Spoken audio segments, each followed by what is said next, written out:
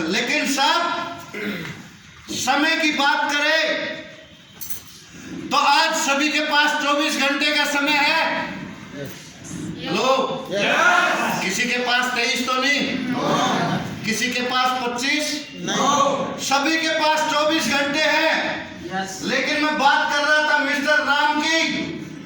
Mister Ram unmarried है, 10,000 salary लेता था, इसका गुजारा ठीक ठाक होता था।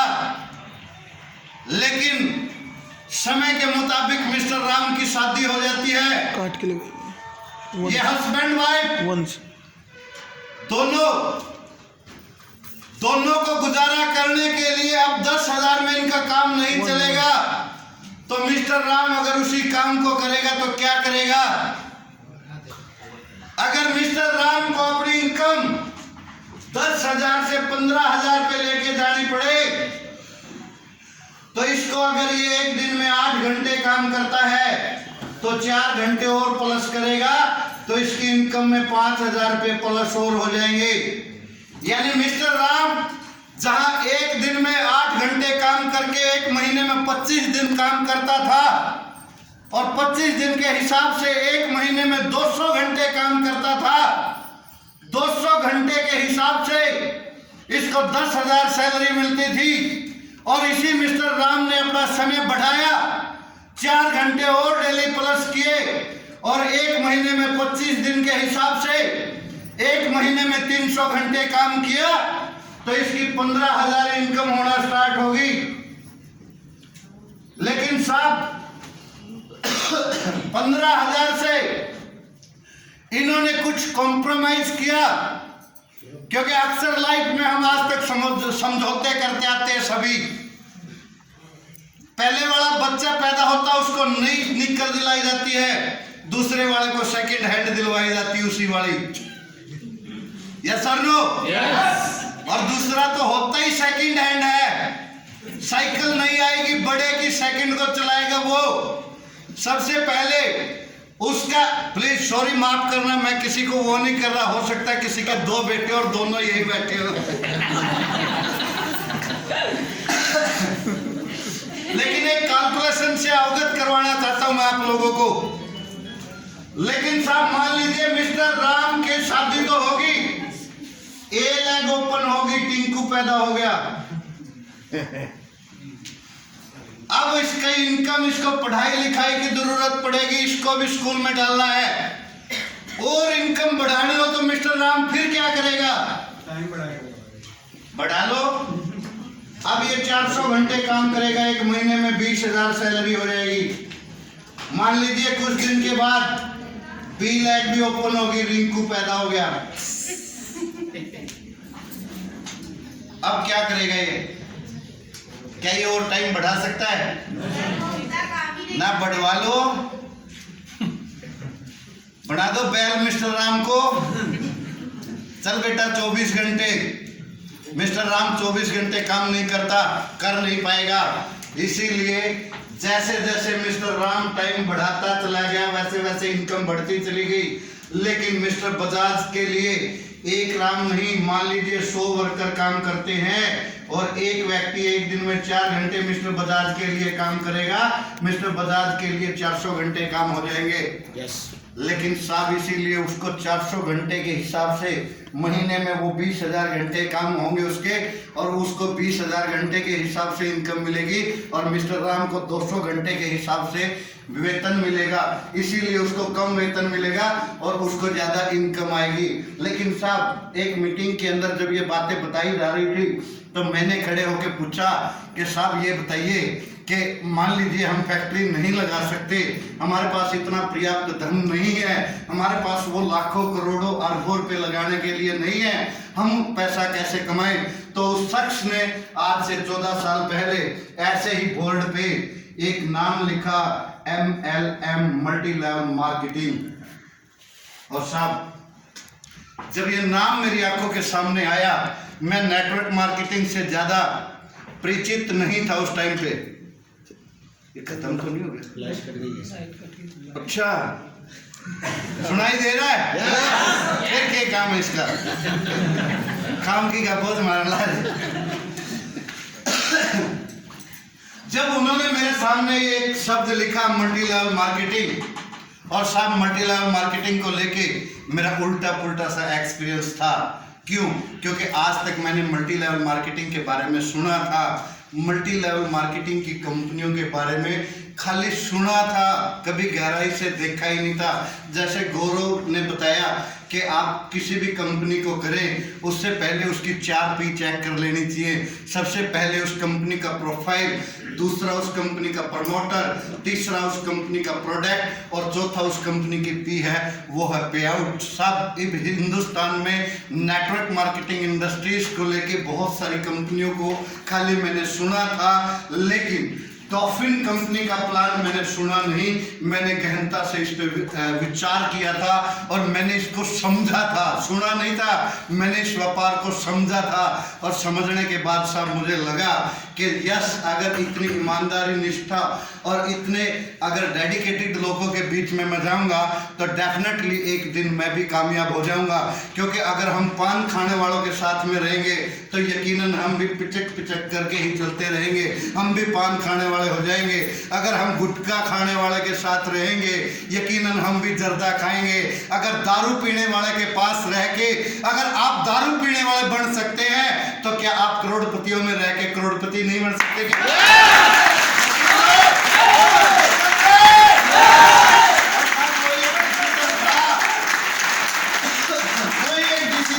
मैंने डिसीजन ले लिया, लेकिन फिर भी सवालात मेरे दिमाग के अंदर थे।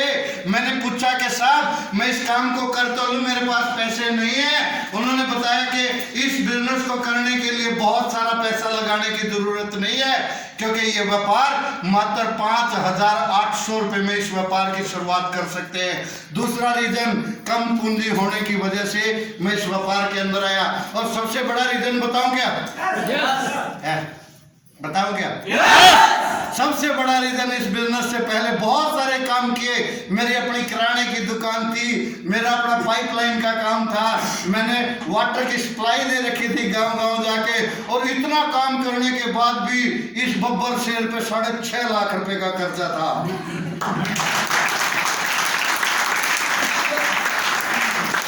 तीसरा सबसे मोटा रीजन मेरा ये था कि इस व्यापार में मैं जब आया, इस व्यापार में मैंने देखा कि बहुत कम सा पैसा लगता है। चौथा रीजन मैं इस व्यापार के अंदर क्यों आया बताऊं क्या? बताऊं क्या? चौथा रीजन ये रहा कि इस व्यापार को एक अनपढ़ व्यक्ति भी कर सकता है, क्योंकि मैंने एक अनपढ़ से व्यक्ति के कुछ छोटे छोटे चेक देखे थे और मैंने सोचा था अगर ये अनपढ़ कमा सकता है तो मैं भी कमा सकता हूं।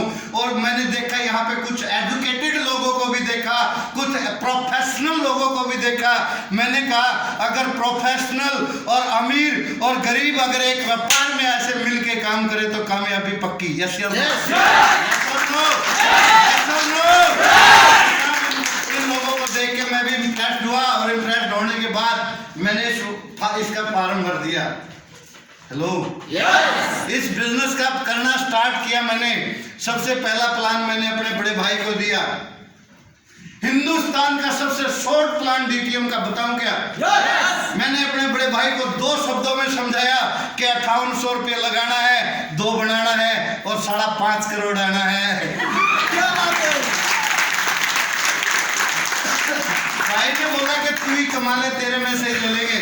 लेकिन साहब जैसे तैसे करके मैंने इस व्यापार को शुरू किया और शुरू करने के बाद इस व्यापार में मैंने सिर्फ 4 दिन अपनी जॉब के साथ काम किया और 2 लेवल मैंने कंप्लीट किए।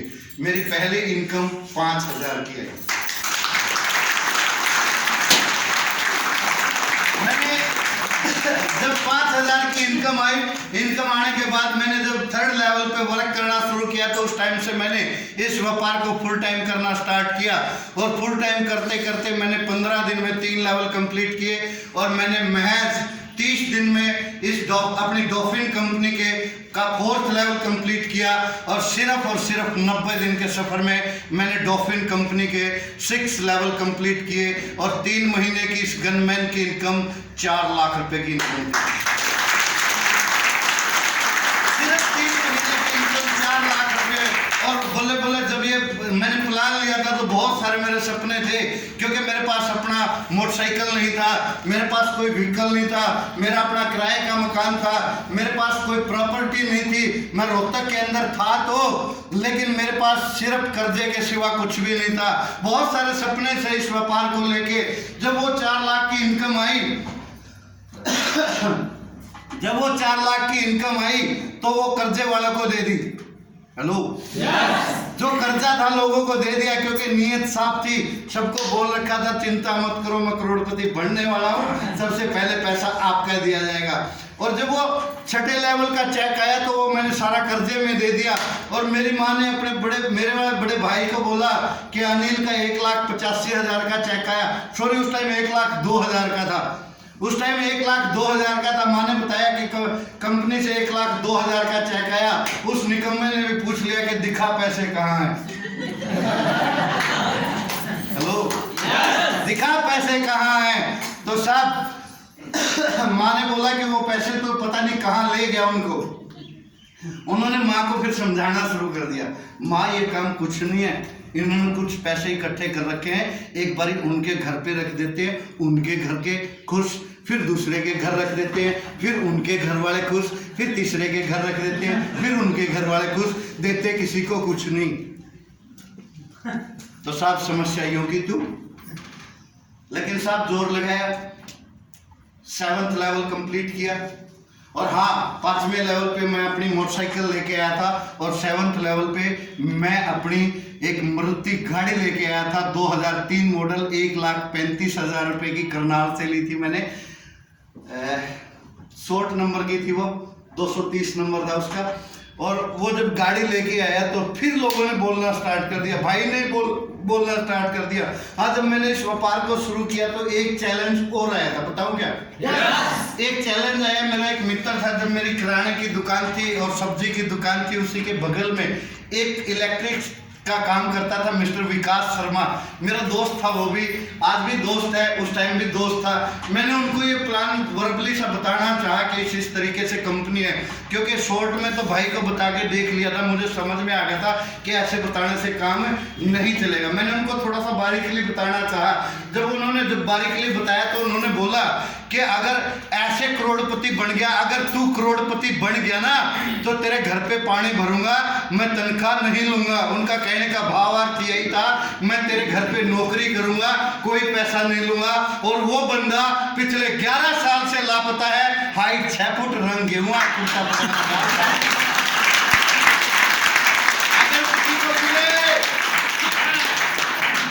वो बोलना था कि अगर तू करोड़पति बन गया तो तेरी टांग के नीचे से निकल जाऊंगा।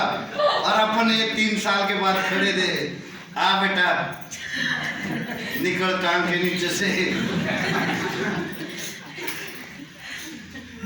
आपकी किस्मत बदलेगी, लोगों की जुबान बदलेगी। हो गया। और साहब 7th लेवल के बाद 8वां लेवल कंप्लीट किया। 8वें लेवल पे मुझे 4,30,000 का चेक मिला। 9th लेवल पे मुझे 1,25,000 का चेक और एक सेंट्रो गाड़ी गिफ्ट में मिली।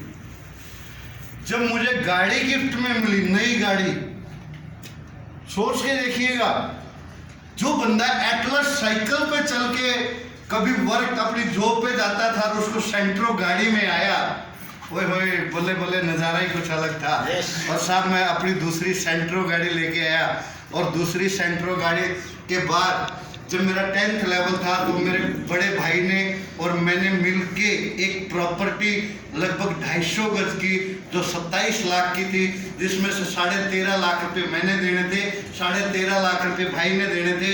मैंने 13.5 लाख रुपए दे के और मैंने बोला मेरी मीटिंग है पानीपत, मैं जल्दी में हूँ, माँ के नाम और अपने नाम रजिस्ट्री करवा लेना।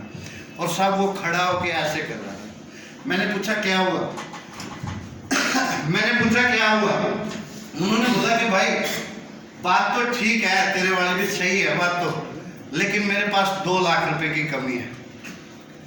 उनकी पूरी जिंदगी की कमाई 2 लाख की कमी थी। और साहब मैंने डैशबोर्ड से चेक निकाला, चेकबुक निकाली, चेक भरा, हीरो स्टाइल में मारा, हीरो स्टाइल में मारा। पूछोगे क्यों? थोड़ा सा जोर से पूछो क्यों? मैंने हीरो स्टाइल में मारा, पूछो क्यों? क्योंकि एक दिन उन्होंने बोला था कि तू कमा ले, तेरे में से ही ले लेंगे।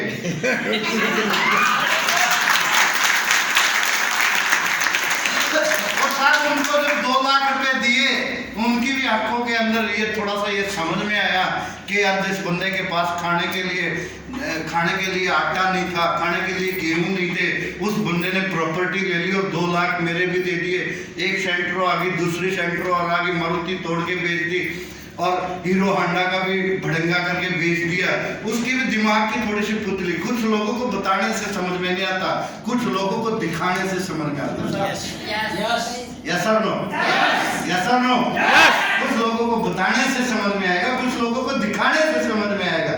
और साहब उन्होंने मेरे पास आया, वो बंदा मेरे पास आया, उन्होंने बोला कि भाई ये व्यापार मैंने भी करना है। साहब कंडीशन समझिएगा, एक समय था या तो मैं उसकी मान लूं, घुटने टेक दूं, डीटीएम को साइड कर दूं, पहला ऑप्शन था मेरे पास। बिल्कुल ये ऑप्शन आसान था, बिल्कुल सिंपल रास्ता था। 2 पिन को साइड करना था, 5000 भी बच जाते और आराम से अपना काम करता रहता। लेकिन मैंने कठिन रास्ता चुना, क्योंकि कामयाबी मुझे लेनी थी। और कठिन रास्ते पर चलने के बाद दूसरा ऑप्शन ये रहा, जहां मैंने घुटने टेकने थे, मैंने उनके घुटने टिकवाए जिन्होंने मेरे टिकवाने की कोशिश की।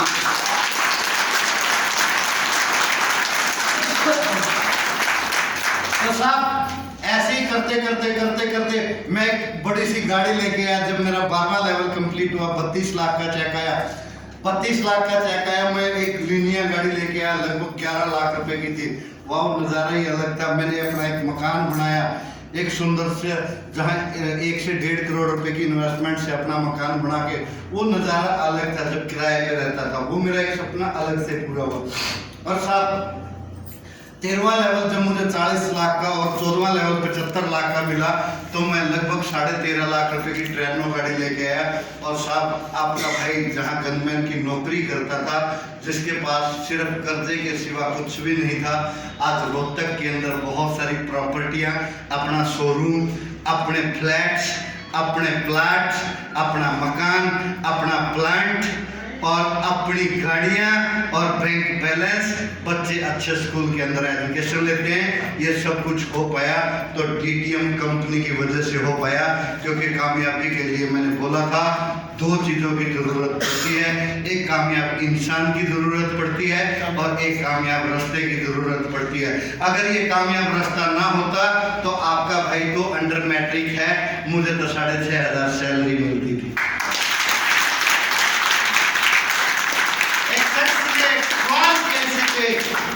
एक शख्स ने एक दिन सवाल किया, इसी पे बुरा मत मानना, पढ़ना लिखना बुरी बात नहीं है, सोच के देखना, अगर ये अनपढ़ कर सकते हैं, जिस दिन ये आएंगे गुड मॉर्निंग एवरीबॉडी बोलने वाले, यस भाई गुड, नजारा ही अलग होगा। हॉल भरे होंगे 1-1 लाख लोगों के, और आप उनको एजुकेट कर रहे होंगे, क्योंकि नेटवर्क मार्केटिंग का बहुत बड़ा 21वीं सदी नेटवर्क मार्केटिंग की सबसे बड़ी क्रांति है साहब, सबसे बड़ी क्रांति है। लेकिन उसके लिए एक स्थायी कंपनी की जरूरत पड़ती है। यस नेटवर्क मार्केटिंग की 3 मूलभूत समस्या है, बताऊं क्या? बताऊं क्या? वैसे तो भगवान के पास सबकी सीढ़ी बड़ी रखी हुई है, सबका कैरेक्टर रोल क्या है, सब कुछ भगवान की प्रोग्रामिंग में फिट है। किसने किस टाइम पे जाके रॉयल्टी अचीवर बनना है, किसने किस टाइम पे जाके कौन सा काम करना है, वो सब कुछ बना रखा हुआ है। लेकिन इससे भी आगे चल के अगर थोड़ी सी बात करें तो साहब नेटवर्क मार्केटिंग को लेके, जहां गवर्नमेंट अनलीगल घोषित करती थी नेटवर्क मार्केटिंग को, 2016 में तो हमारी भारत सरकार ने भी घुटने टेक दिए और नेटवर्क मार्केटिंग को स्वीकृति दे दी। रामविलास पासवान की अध्यक्षता में IDSA और FIMSA के अंदर देखिए हमारी डॉल्फिन कंपनी का भी नाम है, लगभग 128 कंपनियों को प्रमाणित किया। और साहब इससे भी बड़ी बात करें तो नेटवर्क मार्केटिंग को लेके BA MBA के अंदर आज बहुत सारे लोगों ने आज पढ़ाई डायरेक्ट सेलिंग की करनी स्टार्ट कर दी है। सेमेस्टर डाल दिया गवर्नमेंट ने। एक दिन होगा वो लोग पास आउट होके आएंगे, वो लोग डिग्री लेके आएंगे और उनका इंटरव्यू लेंगे हम, ऐसा होगा। यस वो लोग पास आउट होके आएंगे, वो अपने हिसाब से नेटवर्किंग करेंगे, क्योंकि नेटवर्किंग साहब मेरा मानना है नेटवर्किंग रगड़े खाने की। यस और नो? हमारे वहाँ प्लांट पे मिस्टर रामू लगा रखा है मैंने।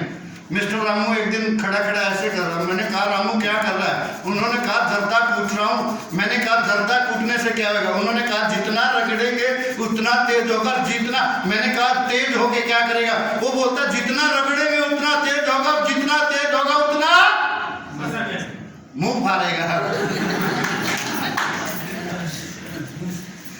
तो साहब जो लोग मोटिवेटर्स बहुत सारे बने हुए हैं, जिनके पास रियल नेटवर्किंग का ज्ञान नहीं है, सिर्फ हवाई फायर है वो। मोटिवेशन दो प्रकार का होता सब, फूंक का मोटिवेशन और मनी का मोटिवेशन। फूंक का मोटिवेशन 24 घंटे चलता है और मनी का मोटिवेशन ऑल लाइफ चलता है। जैसे ये बंदा पिछले 14 साल से चल रहा है, क्योंकि रोकड़ा बोलता है तो बड़ा बोलता है। क्या बात है?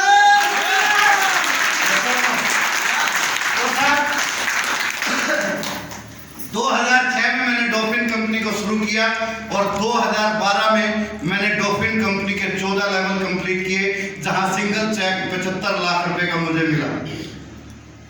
सबसे बड़ा चेक मेरी लाइफ का, जहां एक मोमेंट मेरी लाइफ के अंदर हो रहा था, 3 एंड मेरी जिंदगी के अंदर आए। सबसे पहले तो मुझे मेरे घर वाले निकम्मा कहते थे, क्योंकि मैं घर वालों का काम नहीं करता था। मैं सपने बहुत लिया करता था। घर वाले बोलते थे पानी लेके आ, मैं बोलता था उठ के पियो, हीरो पानी देता है क्या? घर वाले बोलते थे चल तू खेत में जा। मैंने कहा हम अपन एक्टर लोग हैं, हम खेत में जाएंगे क्या? घर वाले बोलते थे निकम्मे तेरा कुछ नहीं हो सकता। मेरे टीचर्स, मेरे चाचा जी मुझे साइंस पढ़ाया करते थे, वो मैं होमवर्क उनका करके लेके नहीं जाया करता था। वो मुझे हर समय नालायक बोला करते कि नालायक तू जिंदगी में कुछ नहीं कर पाएगा। और मेरे जो एक चाचा जी दूसरे थे, जो जेल सुप्रीडेंट थे, मिस्टर रामपाल दलाल, वो भी मुझे नालायक बोला करते थे। सब सौभाग्य का बात ये रहा, एक एंड मेरी लाइफ के अंदर आया जहां मुझे निकम्मा कहा गया, एक एंड मेरी जिंदगी के अंदर आया जहां मुझे नालायक कहा गया, एक एंड मेरी जिंदगी के अंदर आया जहां मुझे नेटवर्कर कहा गया।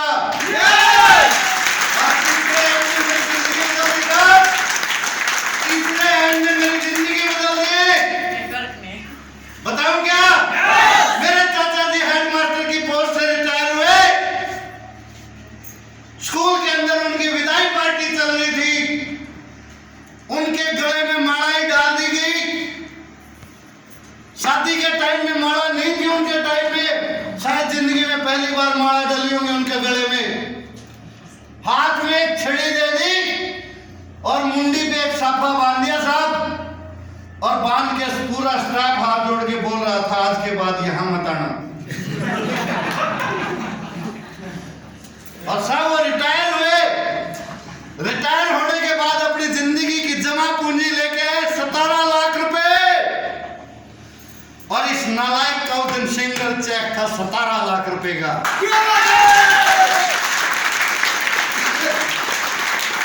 सब आलम ये हुआ कि जस्ट 5 महीने के बाद, 6 महीने के बाद मेरे दूसरे चाचा जी जेल सुप्रीडेंट से रिटायर हुए, हरियाणा के कुरुक्षेत्र से, और उनका पूरी जिंदगी की जमा पूंजी मिली 32 लाख रुपए।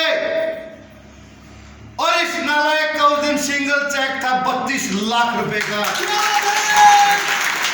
ये सब कब हो पाया? ये सब कब हो पाया? जब मैंने डॉल्फिन कंपनी पे विश्वास किया, अपनी अपलाइन पे विश्वास किया और अपनी ग्रो लाइन पे विश्वास किया। ये तब हो पाया। नेटवर्क मार्केटिंग की 3 मूलभूत समस्याएं बताओ क्या? बताओ क्या? या तो कंपनी भाग जाती है, हेलो, या तो कंपनी भाग जाती है या उसका सीनियर भाग जाता है, तीसरी प्रॉब्लम या फिर वो खुद भाग जाता है। लेकिन साहब डॉल्फिन कंपनी ईमानदार है क्या? पिछले 17 साल से काम करती है क्या? आपके अपलाइन मिस्टर राजेश दुबे ईमानदार है क्या? क्या आप लोगों के बीच में वर्क करते हैं क्या? लेकिन बारी आपकी है। क्या आप ईमानदार हैं? क्या आप ईमानदार हैं? क्या आप ईमानदार हैं? अगर आप मेहनत और लगन से, ईमानदारी से और अपनी भावनाओं को एकत्रित करके और लगातार 5 से 6 साल अगर डीटीएम कर सकते हैं तो साहब आप भी करोड़पति बन सकते हैं, आप भी लखपति बन सकते हैं। लेकिन करें किस तरीके से, ये आ जाना किसी ट्रेनिंग के अंदर बताऊंगा। हेलो, अगर यहाँ पे एक दिन की ट्रेनिंग रख दी जाए कैसा रहे? जबरदस्त। और सब खुला सा समय हो जहां मैं बता रहा हूं, जहां पे एक 3 घंटे का सेशन चले, फिर हम लंच कर ले, फिर 3 घंटे का सेशन चले, फिर हम टी ब्रेक कर ले, फिर 3 घंटे का सेशन चले, लगातार 9 घंटे समय सेशन चले तो लगभग मैं नेटवर्क मार्केटिंग और डॉल्फिन कंपनी का 10% बता सकता हूं 9 घंटे में। क्योंकि साहब ये सक्सेस स्टोरी 2 दिन की नहीं है, ये सक्सेस स्टोरी 14 साल की है, आज की नहीं है। लेकिन हाँ, एक चीज जरूर बताना चाहूंगा, जिन लोगों ने आज कमिटमेंट किया है, जिन्होंने 3rd लेवल कंप्लीट करना है, 4th लेवल कंप्लीट करना है, 5th लेवल कंप्लीट करना है, 6th लेवल कंप्लीट करना है, तो अपने पेपर के ऊपर लिख लेना आईडी कितनी चाहिए, उसको 3 से मल्टीप्लाई कर देना। फॉर एग्जाम्पल आपके 4th लेवल में 10 एंट्री की कमी है तो 3 से गुणा कर देना साहब, 30 आएगा उसका आंसर। जितनी एंट्री चाहिए, यानी 10 लोगों को प्लान शो करते तो हमारे पास एक पैकेज मिलता है, यस और नो? और अगर हम 30 लोगों को प्लान शो करेंगे तो हमारे पास 10 पैकेज आएंगे कि नहीं आएंगे? अब पैकेज पे ज्यादा टाइम लगाने की जरूरत नहीं है, टाइम है तो प्लान की आपकी जो काउंटिंग है वो बढ़ाने का टाइम है। क्योंकि साहब डीटीएम तो गन्ने का कोल्लू है, पतला गन्ना जाएगा रस कम आएगा, मोटा गन्ना जाएगा तो रस ज्यादा आएगा, और डंडा देंगे तो विरोध आएगा। समझ रहे हैं? लेकिन साहब अगर महीने में प्लान 1 करेंगे तो आपके 3 महीने में 3 प्लान होंगे और 3 महीने में 1 ज्वाइनिंग आएगी। साहब डिपेंड करता है आप प्लान कितने करते। दिवाली पे बम बजाए किसी ने? दिवाली पे पटाखे बजाए? कुछ लोग दिवाली पे पटाखे बजाते, लास्ट सेशन दे रहा हूँ 2 मिनट का। कुछ लोग दिवाली पे पटाखे बजाते हैं, बम लेके आएंगे बड़ा सा, और बड़ा सा बम लेके बम को रखेंगे यहाँ पे। कुछ लोग तो तिल्ली ही नहीं लगाएंगे, डरते डरते तिल्ली लगाएंगे, लगाते हैं ऐसे, डरते डरते तिल्ली लगाएंगे। मान लो किसी ने तिल्ली लगा भी दी तो कोने में जाएंगे और कानों में उंगली डालेंगे। अबे मामा, अगर खुड़का सुनना ही नहीं तो खुड़का किया क्यों? हेलो, अगर ध्वनि प्रदूषण सुनना ही नहीं तो ध्वनि प्रदूषण कर क्यों रहा है? कुछ लोग डीटीएम में ज्वाइन करेंगे, पहली बात तो तिल्ली लगाएंगे ही नहीं। क्या पता तिल्ली लगाओ मेरे रिश्तेदार फंस जाए, क्या पता तिल्ली लगाओ मेरी ऑक्यूपेशन वो तिल्ली नहीं लगाएंगे। कुछ लोग होंगे तिल्ली लगा देंगे, कोने में जाएंगे, कानों में होंगे, वो बोलेंगे भाई मैंने तो 2 को फंसा दिया, मुझे नहीं पता। लेकिन साहब कुछ लोग होलसेल में पटाखे लेके आते हैं और कुछ लोग परचून में पटाखे लेके आते हैं। कुछ लोग बचपन में हांडी फोड़ बम लेके आएंगे और कुछ लोग मुर्गा छाप लेके आएंगे। मुर्गा छाप समझते हैं? आग लगाओ, पहली बात तो उसकी मूंछ को साफ करो, तिल्ली लगाओ, पहली बात तो वो बात उसकी मूंछ जो बत्ती है वो जलती है, तिल्ली लगाओ,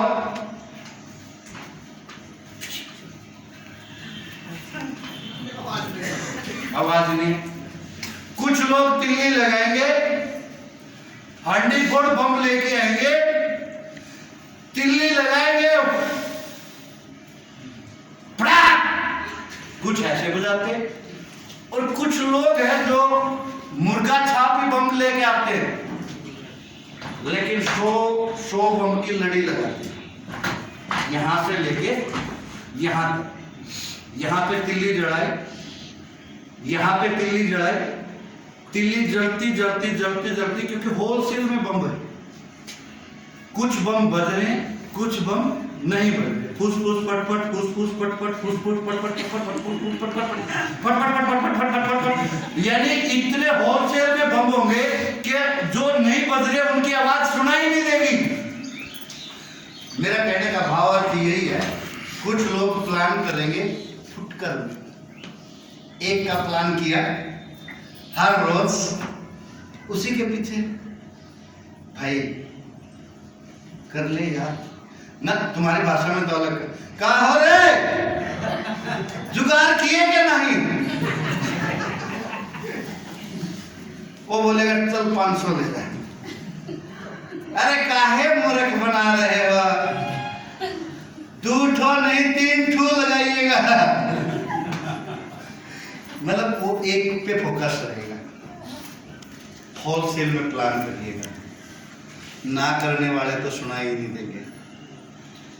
समस्या वहां नहीं है, समस्या वहां जहां ना करने वाले सुनाई देते हैं ना, जहां ना करने वाले सुनाई देते हैं, समस्या वहां है। ना हमारे कानों में गूंजती रहती है। अगर आपने एक लड़ी लगा दी, होलसेल में 50 से 100 लोगों को प्लान कर दिया, आपको पता ही नहीं लगेगा। फोन आपको लोग आपको फोन कर रहे होंगे, भाई पेमेंट ले जा, और आप बोलोगे कल मैं उधर आऊंगा, कल पेमेंट उठाऊंगा। मर्जी आपकी है, 2 प्लान करो साहब, 10 प्लान करो, 100 प्लान करो, जिसकी जितनी आईडी की कमी हो उससे 3 से गुणा करो और प्लान करो। तो दोस्तों यहाँ से 2006 में डॉल्फिन कंपनी को स्टार्ट किया और 2012 में मैंने अपनी डॉल्फिन कंपनी से 14th लेवल कंप्लीट किया। मदर के नाम से 12th लेवल, फादर के नाम से 12th लेवल, और फैमिली की जो टोटल इनकम यहाँ से आई वो 6 साल की 6 करोड़ रुपए की इनकम है।